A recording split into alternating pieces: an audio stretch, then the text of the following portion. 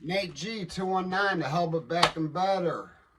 I hope everybody's doing great today. It's May 28th, about 10:30 in the morning. You know, doesn't matter. But I'm gonna touch on a story again today about my boy Cleatus, Cleatus Furlong, man. Like I said yesterday in a very brief video, man was going through some very hard times. He was a very young man, and everybody knows an 18-year-old man really has the mind frame of a 16-year-old if we're lucky. Being a boy, we're lucky. Being a man happens later on, like becoming an actual man. Our mentalities just don't progress as fast as that of a woman. And when you've got a negative influence that you're looking up to, it's real easy to fall into the cracks, into the holes of a prison yard, man. Find yourself doing football yard sentences, 30 years, 20, 30 years. I mean, at 18 years old, you can't comprehend that amount of time. You can't comprehend the consequences to the fullest. And I'm not trying to say that gives you a pass or anything. I'm not, not knowing the law, being ignorant to the law does not make you not responsible. You're still responsible for the crimes that you do. And you definitely, if you're committing a crime, deserve to be punished. But when you've rehabilitated yourself and you've proved it along, your progress reports are great. You've stayed out of, for one, staying out of gangs, being in prison for more than 20 years, that's an insane feat. Granted, he did go to a more modern prison where it's a controlled movement and stuff like that. It's a maximum security penitentiary, but it's one of the better maximum security penitentiaries to find yourself in. It's still a penitentiary, and he's still been locked up since he was 18. He turned 18 in December of 2000 and found himself looking at 118 years come April. And he was sentenced to 118 and a half years from the get-go. Sentence got cut in half due to a double jeopardy law. First of all, they tried to get him to sign a plea agreement that violated the Constitution. You can't be convicted of a murder and conspiracy for the same murder. I'm not saying you can't end up with those two separate convictions, but if you've killed somebody and you plan to do it, that's first degree murder. If it just happened, something folded, whatever, something happened and somebody ended up dying, usually that would be a second degree murder. Sorry, let me get a little closer, guys. I was a little further away than I should have been.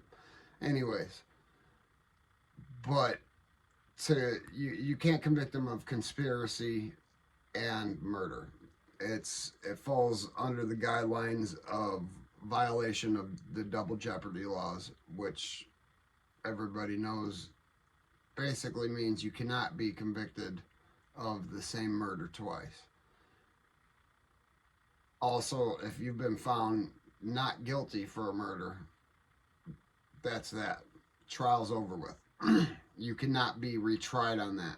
It's not guilty. It's double jeopardy. So there's a lot of categories under the double jeopardy law, and the conspiracy and murder is one of them. It just can't happen. So they tried to get him to sign a plea agreement, which would have capped him, given him a cap of 55 years, but it didn't matter. It was a plea agreement that was violating the Constitution his constitutional rights, and all sorts of things were violated. This kid was being sentenced or threatened with the death penalty. I mean, 118 years, and he just wouldn't sign the plea agreement for conspiracy and murder because it's an unconstitutional plea agreement. And he would have signed a plea agreement for murder at the cap of 55, but they were trying to threaten him and do all this stuff. So he said, hey, let's go to trial. And that's when Gary Gurman, who is now the prosecutor for our county, he's the lead prosecuting attorney. He was especially assigned defense attorney on Cleatus's case. He withdrew from Cleatus's case because he wouldn't sign the unconstitutional plea agreement. So Mr. Gurman just recently denied the chance for Cleatus to go and get post-conviction relief, or the chance to even be heard his reasonings of why he deserves another shot. When his co-defendant, that bastard TJ Forbes, I mean, the one that planned everything, the one that gave Cleatus the gun, he's been home for 5 years. He was granted a sentence modification, and I mean, still his sentence wasn't as harsh as Cleatus's, for one. Two, he was granted a sentence modification. He's been home for more than 5 years now. And that's just, it's a saddening, sickening feeling to know my boy, that wasn't my boy. My boy's not a killer. Not like that. I know he took a life of somebody, but remember again, that somebody was really a nobody. That somebody was a nothing. That somebody was a kitty fiddler. That somebody got what he deserved. Was he convicted? No, but there not only been many accusations, he'd been charged in the more recent, 3 months prior, 4 months prior to his life being taken, he was charged with the offense of violating a child sexually. I mean, you can look it up. Go to mycase.gov, mycase.in.gov for Indiana, and type in the name Robert Nolan and go all the way back. You'll find many different ones with that name in the state of Indiana, but the one you want to find happened in Porter County, and it was on January 1st of 2001. He was charged. So when everybody found out about it, Cleatus happened to have been living there because he was kicked out of the house. He was still in high school, but he was out on his own. He was running around with Thomas Forbes, TJ Forbes. Everybody knows him as TJ. God only knows what he goes by now. Just, I know he's not in the local vicinity because, I mean, at least if he is, I can't find him on Facebook or anything. I've tried to reach out, try to figure out, try to get him to comment, but I doubt he will. I mean, put my buddy in prison for a very long time at a very young age. I mean, he took that kid's whole future away from him when he handed him that gun. He knew what he was doing. Let's get that kid to do it.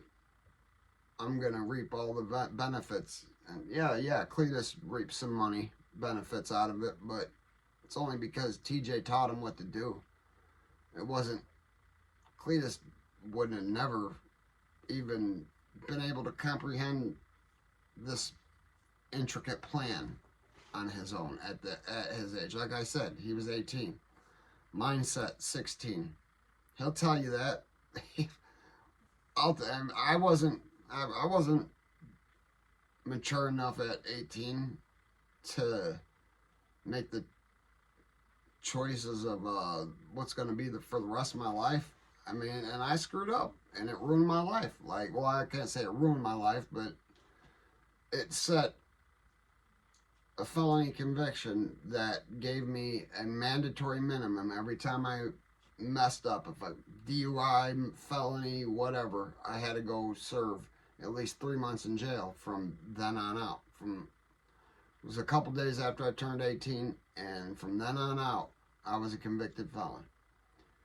And, I mean, especially back early 2000s, man, you had a felony on your record, man, it was the worst thing ever. Nowadays, being a felon is not so bad. I'm not saying it's easy. You're going to have to try to get a good job.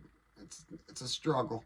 It is a struggle, especially because there are so many places that take advantage of the fact that they know that this person has a felony and they need to work so bad, they'll do this horrible job for $11, $12 an hour, like managing a restaurant, a very fast-paced restaurant. Actually, it was a Buffalo Wild Wings, one of the busiest Buffalo Wild Wings, $12.75 an hour type crap like that. That's the type of things that we're faced with. And I mean, I don't even know why I got on that rant, but because we're talking about Cleatus and him coming home. I mean, he's going to come home with a whole bunch of challenges, and I'm not saying he didn't do it to himself, but man, there was a guy kicking him in right behind him. Hey, man, this is how it goes. This is the reality. And yeah, Robert Nolan's gone. You know, 2 lives were lost that day, not just Robert Nolan's.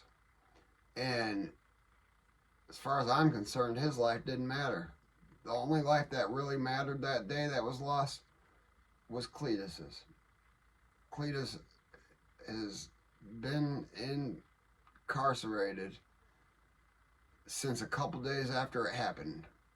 They had technically gotten away with the crime pretty scot-free until Thomas Forbes went to the police department and said, I feel bad about what I did, and this is what we did.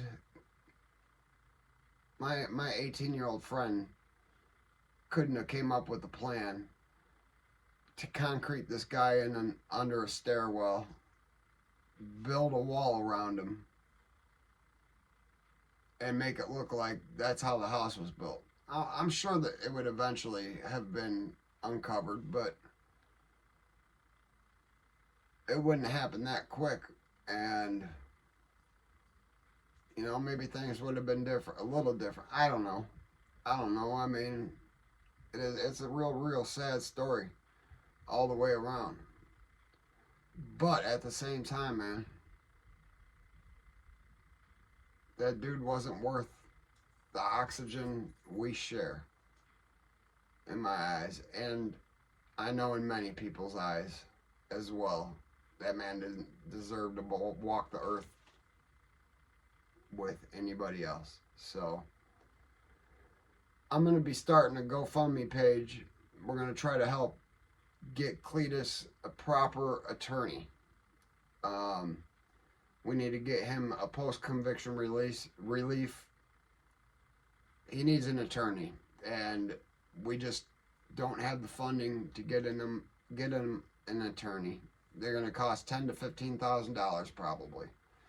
So if you guys are interested into donating into Cletus's freedom, future, whatever you may have it, right now his earliest possible release date is in 2034. He's at a place that tomorrow isn't promised. Shit, lunch isn't promised. He can walk out of his cell and die just like that. Granted, like I said, it is controlled move prison. It's one of the more modern, safer prisons. It's still prison. Still a maximum security prison. He grew up there, man. Been there since he was 19 years old or whenever the county finally sent him there. But anyways, guys, hit that like, hit that subscribe. This is part 2 of the series of Cleatus Furlong. Free my boy. I'm going to pop up my Cashapp. Like I said, we're going to get a GoFundMe page going. And if you look online right now and find a GoFundMe page, that is, as of right now, we cannot say is an official page because there is one. I haven't created it. I don't know anybody in his family that's created it. He knew nothing about it until I talked to him yesterday on Saturday, May 27th.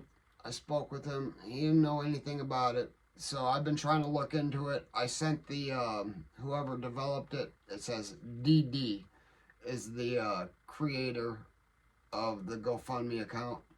So I sent them a message trying to figure out who they were. And we're going to go from there. Now, if that turns out to be something official, well, I'm going to promote that. Now, otherwise, I'm going to set up for him, help him, a direct line. If you guys want to write Cleatus, he's at Wabash Correctional Facility in the state of Indiana. The